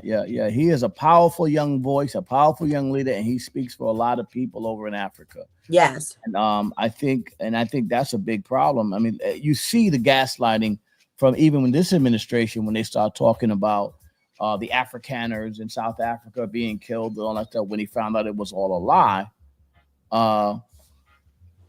Trump knew it was a lie, but he had to have a reason to bring Muskie's people over here. So, put it out there. Well, obviously sometimes the snake eats its own tail. Yeah. So in this situation, we understand that, and as opposed to worrying about, and I see we spend so much time worrying about Trizzy and Muskie and those guys. Well, there is an entire continent full of resources that's building up. So pay attention. And the reason I put this out there, because I want y'all to pay attention to what's happening over in Africa right now, because I think if you have children, get your ass over there, take trips to Africa and understand what's happening. And even if, because a lot of times the African people don't really like, they don't like it. I was going to bring this up, Lays. But that's because of our own personal ignorance. I mean, I have a lot of love in Africa. I got friends in Ghana, South Africa, and Senegal, Angola, Mozambique, Tanzania, all over the continent. I got friends in Africa who are really good people, and I've done some great business and work in Africa. Okay. So, yeah. I know African people over here. I've never been over there, but I know African people over here, and honestly, I'm friends with quite a few of them. Hey, and they're always like, Kim, you need to come over to my country with me, and and so, but I do understand that they are given a narrative about us over here as well.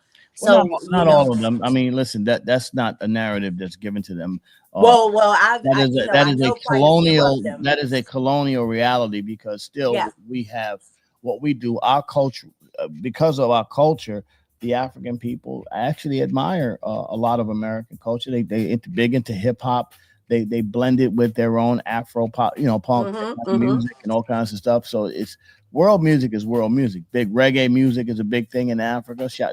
Reason I brought the conversation up on Reggae Wednesday, because reggae music in Africa is a big deal, and they are not stuck in these minuscule Coco, come in and talk a little bit about Burkina Faso. They're not stuck in these minuscule conversations that we're stuck on. Like for instance, when we start thinking about, good morning, Leslie. When we start thinking about, yes, there was a lot of conversations about Diddy or Pookie and all these entertainment conversations, but there are real things happening over in that continent. The lithium mining in the Congo was crazy. Yeah, I meant to mention that too. I couldn't think what it was. In the Congo, But you're talking to a place where there are endless resources of diamonds and gold and all the things that we kind of cherish over here. It's all over there. Renewable resources over there. That's why one of the reasons the European, went over there and tried to destroy everything or the people so they could have the resources. Well, that day has come, and as we say, shout to the African continent, because Africa is not a monolith. It's not one country. It's just as different as Scandinavia is from Italy and Europe. You know what I'm saying? There are a lot of different African countries and different types. And you'll notice the difference when you go. You can look at the person from Angola and see that Nigeria and see he'll look different from the person in Senegal, and you say, "Oh shit!" Just because of dark skin doesn't mean that they're exactly the same. Absolutely, that is the thing that we get in this country, because we only see things in black and white. But through all the different countries, the resources are there, and I think that's important that we should pay attention to, because I think for the most part, the Russians and the Chinese are going to use Africa as a gas station to take over this world, because the Americans and I'll be honest with you, the Americans have been so short-sighted and so dumbed out that they have not been able to see outside of entertainment and other stuff like that. Like it's like somebody's waving this in your hand while they're digging in your pocket. You know what I'm saying? So we got to figure out how to connect with them, especially black people, because when black people in this country really connect with the African nations, where they're doing now, where the politically, the Pan-African conversation is now coming back. There was a Pan-African conversation in the 60s, and that was kind of knocked with down. Marcus Garvey. Right. But not going back to that, but the African countries were starting to connect together and create. They're talking about creating an African unity and even an African currency. Remember, they had killed, what's his name? What's the guy name? They killed him in the street. He had created currency. Damn it, I forgot this man's name. I just lost it. But you know what I'm talking. Yeah, I know what I'm talking about. They killed this man during the Obama administration. They killed this man in the street. He was creating not Gaddafi. Gaddafi. Okay. Muammar Gaddafi. Yeah, he was creating a currency, an African currency. Yeah, thank you, Gooch. He was creating an African currency, and the schools were free. His economy was great. They killed that man in the street. You know what I'm saying? Like, yeah. You know what I'm saying? What they did to that man. So at the end of the day, people weren't happy with Obama, when this happened. Well, what was Obama going to do? You know what I'm saying? He had I don't know. The powers that be, the powers that put him in here, made that you better be cool at the end of the day, because what they were speaking for was an Africa One currency, a Pan-Africanism, a way that Africa was going to come back. Now, that day has changed, because the Chinese don't care about color. The Chinese like, listen, China airport, that's all I care about. Yeah. Whatever's happening is money. So China is invested in Africa, and the Russians are aligning with the Chinese to invest in Africa. And I think that will be the scale tipper in the geopolitical power structure on the planet. Now, it's cool to laugh and joke about the Puffy, the Diddy situation and all this other shit, the hip hop situation. But y'all got to pay attention to what's going to happen in the future if your children and your children's children are going to be a part of the global conversation. This is going to keep going. And one thing about Trump is right. Democracy, as we see it, might be over in the next 50 years. The way we believe democracy to be, which is a total farce, because democracy really never really worked for Black people. It was never really a thing for us, right? Yeah. Democracy may be over in the next 30 to 40 years, and it's going to be replaced by either autocracies or some of these other global conversations. I don't think it's communism, but when you have, I was going to ask if you thought that communism would make a return. I don't think the thing. Okay, let's get into it. The thing that made communism bad was the corruption in Russia, because it was a lack of resources. Now, I'm maybe talking over your heads, some of y'all, but I know I'm talking to people that understand, like people like Gooch and people that are smart, Coco, Gooch, and people that can get it, Reggie. What made communism bad in Russia was the lack of resources. Okay. So that created corruption. You understand? That's what happens in the education system, which is a communist system. The lack of resources create corruption. But when you can tap into unlimited resources, then all of a sudden that changes the way communism is going to be looked at. So we have communism here. The DMV is a communist. You know what I'm saying? The DMV, the Board of Education, some of them, all that shit is communist. You know what I'm saying? So, or social, we call that social. You know. Because it is this way and that way only, and no. Well, just the lack of resources in Russia. There was corruption because there was lack of resources. When you tap into Africa, where there's just all kinds of resources, then what ends up happening is that the resources, there's no need for corruption when you have an abundance of resources. Okay. And Mother Africa is, and if anything, still abundance of resource. Right, an abundance of resources. Yeah. You know what I'm saying? Okay. They're in Mali, they're mining gold. You know what I'm saying? Yeah. It's still gold. It's still diamonds. Diamonds are nothing in Africa. You know what I'm saying? We value diamonds, but dudes are walking off the beach in Angola, picking them up off the ground. Yeah. You know what I'm saying? Yeah. We just give value to them here because motherfuckers want to sell them. You know what I'm saying? The lithium, which is going to be running your cars, is getting mined out of Africa, mined in the Congo and all. Congo, yeah. And the Chinese are ahead of the Americans. Americans, in its stupidity, and I'm gonna say the country's, so goofy, did not realize that they were chopping their own feet off by not going back to Africa and reinvesting in the continent. And they allowed the Chinese and the Russians to go in and do it. So listen, there you go. That's my spiel for today.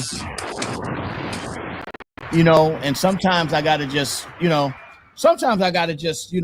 give it to y'all. We have a lot of fun on the show. It's all good. We like to learn, Lays. We like to learn. And I'm putting it out there for you guys to go out there and check for yourselves. Yeah. I just saw a really, really good speech, a powerful speech with Ibrahim Toure. Yeah. If anybody can find it, Hello, it's out ladies. there now. Good morning, OG. You hear me talking that African talk today, right? Man, listen. Good morning, Red. Yeah. Good morning, Kim. How are you, my Nubian sister? Life Since we're on the black tip, but you broke down Africa completely, man. Because I've been traveling there for over 30 years, and you're 100% correct. They looked to Black America for this cultural uplift. They think that we riding high, riding strong, riding long. We are, but the problem is sometimes these brothers get over there and they don't coexist with the homies. They don't understand that Africa is a very strong continent. I love what Toure was going. My tenure in South Africa was great because we helped to develop Black South African businesses and made them into major corporations now.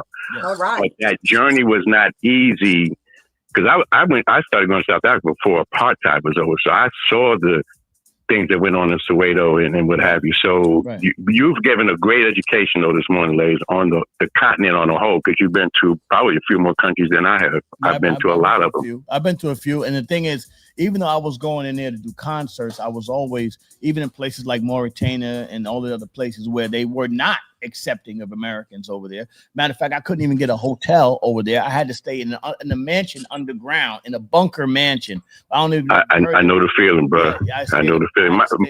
Bunker mansion. Every 190 I ever seen was out there. It was crazy. my 2 trips. Well, I had a few, but I went to Zimbabwe, and I actually had meetings with Shangarai when he was doing the power sharing with Mugabe. So, and I could tell you stories about that, but that has to be offline. But so I've been there, done that. I've shook hands with Mandela because he came to the very first Made in USA Expo. We were the only black company there, and he came in our booth and thanked us for being a part of the new Africa. So we got to step up and contribute to the cause. Brenda Fossey, Mandela's niece, was my personal friend. She said she gave me that's fantastic. Rest in peace. She gave me a picture of her. She used to come with her security team and everything. When she come to New York, she would stay at my house.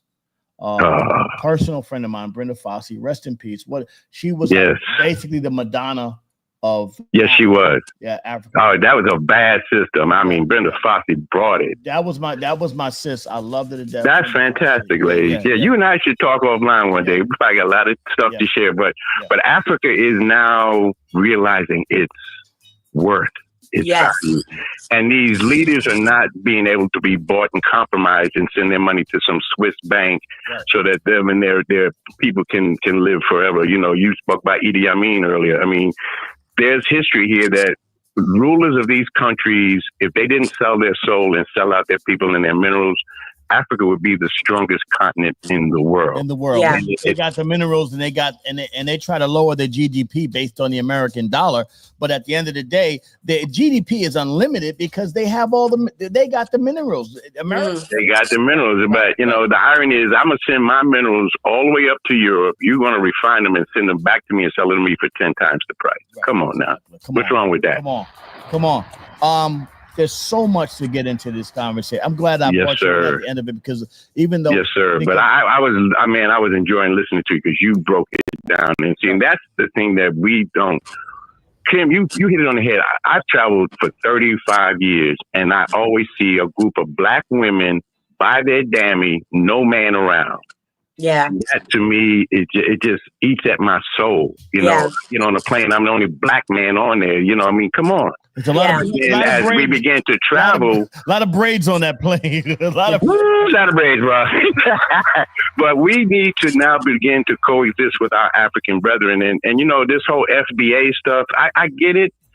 But we still from a motherland, and you know, you ain't got to assimilate 100%, but understand resources on top of resources. So they got natural resources, we got innate resources here in America. Black Americans, we got the culture, we got the vibe, we got that muscle. We combine those two muscle with minerals. Guess what we got? We got a new community of motherfuckers they can't mess with. Thank you. Excuse my French. Yeah, but listen, let's hope that brother, he's a young guy. He's 37 years old, first and foremost.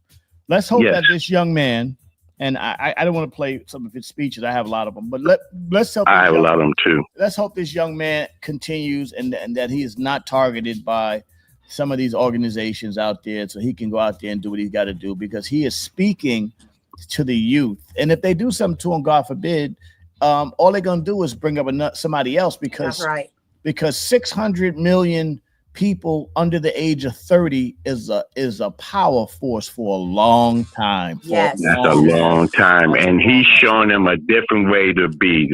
You know, understand your value first, then the rest of the world cannot compromise you. And that's what he's showing these young Africans. You can stand up to these colonial powers, and you still got to work with them because they got a distribution pipeline that you got to sell your wares. Right. But you are making the wares. You're making the muscle money, not them. And you still coexist. You know, this is a global economy. Yeah. But let us get ours. Let us get ours. Good morning, Doug. We're talking a subject. Hey, Reggie, stay there. I'm here. I've got a couple of minutes to see if I can bring the Duchess in on the phone, because this is somebody that she follows as well. And let me see if she'll answer. I know she's working today, she's busy, but let's see what happens. We're gonna bring the Duchess in this morning. She loves this person as well. Good morning, my dear. Bad or good morning, my dear. Okay. Good morning, Duchess. Good morning. Good So- morning. Good morning, my dear. The wonderful, the beautiful Morning, Portia. Duchess of Harmony herself, Deandra Harmony. Good morning, my beautiful dear. Let me just say this to you, Duchess. We're talking about Ibrahim Traore and Traore. Traore. Traore, Yeah, Traore. I mess it up sometimes, but we're talking about also the connection with Africa. We're talking about the connection with Africa and America and the blacks in America, our brothers and sisters in America with our brothers and sisters in Africa. And we're also talking about at the African resource pool, which is unlimited because it's our motherland, it's the Mother Earth, and also how the Chinese invested into Africa. The Chinese and the Russians were there for years, whereas the Americans, in some way, are now playing catch up, and that may be something that's going to bite the Americans in the foot. How do you feel about this? First of all, Brother Ibrahim and what he's talking about. Well, he, for me, is the embodiment. I can't hear you, baby. You got to get closer to the phone. Hold on, let me see. Yeah. Hold on. I want them to hear what you're saying. And also the OG Reginald Maynard's on the phone today, by the way. Good morning. Good morning. Good morning, Duchess. Can you hear me better now? Yeah, I hear you better. Oh, yeah, you're good. So I believe that he is the embodiment of the voice of the next generation. I can't hear I you. can't hear you. What's going on with your phone, baby? Something's going on with your phone. Something. Is that better? Yeah, let's try it. But Yeah. yes, get into the phone. Go ahead. Is that better now? Yeah, that's Yes. Yes, thank you. Okay, sorry. So he is, to me, the embodiment of the next generation. And this next generation is based on a group of people saying, guess what? Not only do we exist, we are sovereign and we really don't care who doesn't like it anymore. Mm-hmm. Whatever was done in the past, whatever deals were made, whatever we agreed to, our ancestors agreed to, or even just our grandparents and whatnot, that's not who we choose to be anymore. And what I feel like he is doing is he is boldly coming forward, knowing that he is not necessarily the leader of all of Africa. Obviously, Africa is a continent, not a country. Right. But he sees himself as the servant of this generation. And that's a different kind of leadership. That's the leadership that says it's not about me. It's about all of us. And if it's not good for all of us, there's no deal to be had. Wow. And let's be careful and mindful about putting China or Russia or even North Korea and Turkey, which are also players involved trying to invest in Africa. Let's be mindful, because what we've done in the past, and this is what has happened not only in Africa, but happens within us. If we don't know our true value, somebody can come along and offer us a deal. And for instance, let's say there's a mine, and a mine has diamonds in it. And this country comes in and says, we want to offer you $1 billion so that we can have rights to this mine. And the country says yes. But what that country did not say, or the corporation did not say, was all the other minerals that they're mining from there as well. It's not just diamonds. Yeah. It might be lithium. It might be uranium. It might be all kinds of other products or minerals and resources that are being gathered and taken away from Africa and used for other purposes, and Africans having no idea of their true worth.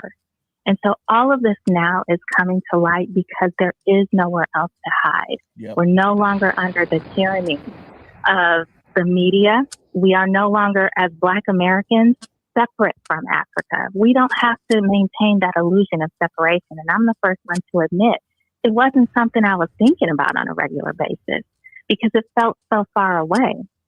And as you and I have often talked about, it's easy to be on our own little island over here in the United States, as if the rest of the world is just an idea or a figment of our imagination.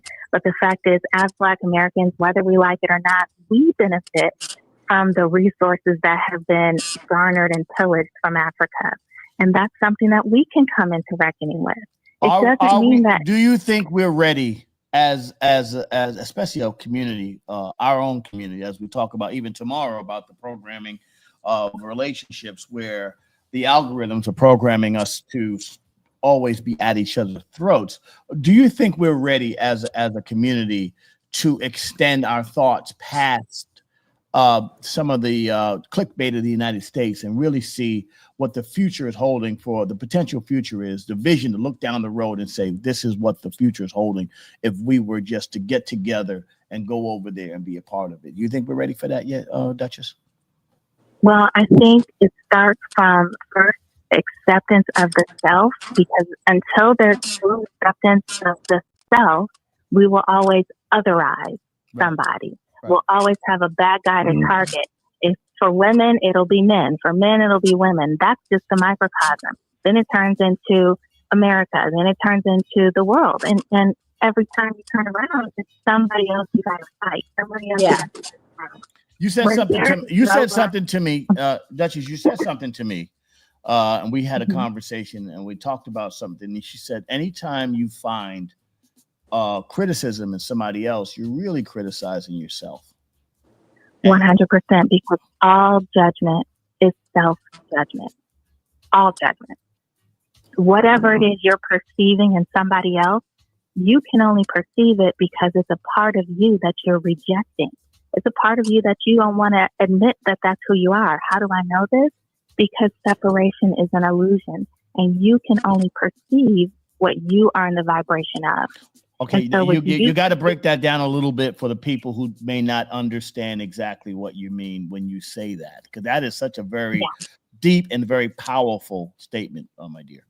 Yes. So if you are, excuse me, if you are perceiving that somebody else is rude or judgmental or stereotyping you and putting you in a box and labeling and categorizing you, that's only because there's a part of you that does that. Otherwise, you wouldn't even notice it.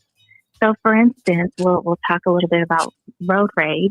We won't call any names out, sweetheart. But I thought she meant me.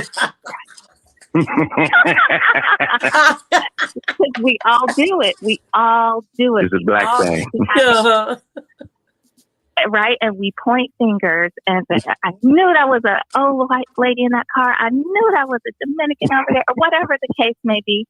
You know, you call it out as you see it. And so we do this and we think it's happening to us. We think nobody is noticing. But what we're doing is we're projecting out. Her phone's messing up. Yeah, your phone's messing up. We're projecting. I wish I was on my mic. Okay, yeah, we're projecting out. But listen, all right, anyway. That's such a great conversation. I hope you come back and maybe pop in a little bit for Mars and Venus if you have time tomorrow. I know you're a very busy schedule, but we're going to talk about that because what we're saying is the things that we don't like about each other is the things that we don't like about ourselves. And that's what we're saying. This is exactly what you're saying. And I think this is a great conversation that we're going to have tomorrow. Yeah.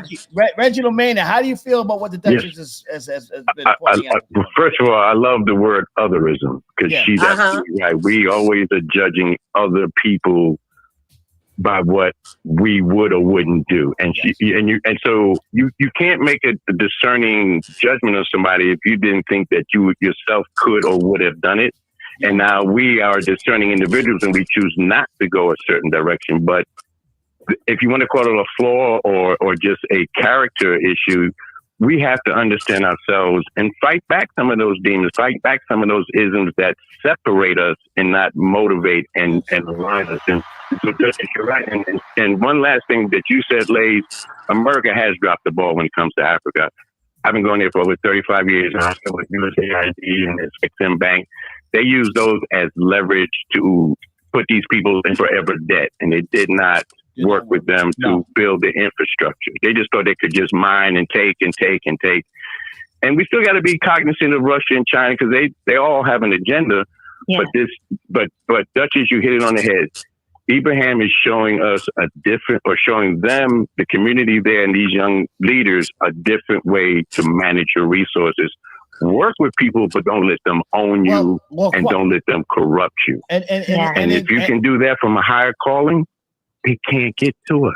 And again, let's get away from just being an FBA. We are people of color who are being marginalized at every turn. And the minute we get away from otherisms and we get together with togetherisms, we're gonna be some bad mofos. There you go. Come on now. I love that. I love that. They can't stop us.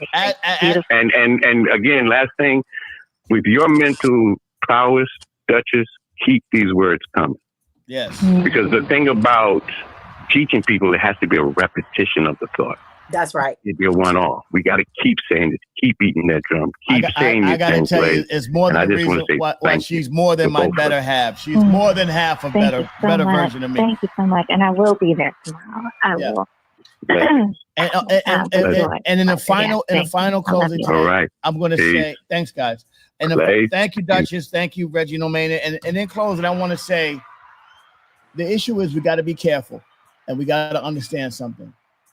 White supremacy is a failing journey in a brown planet. So Come just on now. understand that this planet is a brown planet. It's a black and brown planet.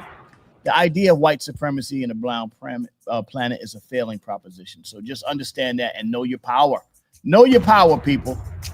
All right. So I want to thank everybody within the sound of my voice. Thank you, Kimberly Robinson, my beautiful Kimberly Robinson. We're going to get back into that whole situation we talked about earlier later. But anyway, thank everybody for coming in today. This is your Uncle Ace from Raw Perspective. Reggae Wednesday, another great show. And we'll be back again tomorrow to end the week. Party a little bit tomorrow. I was going to fly out today, but I think I'm going to stay and get some work done today back here. And also get my ass in the gym because I get my weightlifting on. So the doctor told me he wants me lifting weights. So I'm going to get back in there and weightlifting a little bit. So you guys have a great morning. Have a great day. And we see you guys tomorrow. Great show today, Kimberly. Great show. Great show. Thank Don't y'all. forget that little fame CD. Oh, Go yeah. cop that. We're going to get a little fame tomorrow. Yeah, let's go with that joint. The price of fame. We get that. Fame and glory. Yes, go. Let's go, y'all. Walk of Fame. I'm sorry. Walk of Fame. Walk of Fame.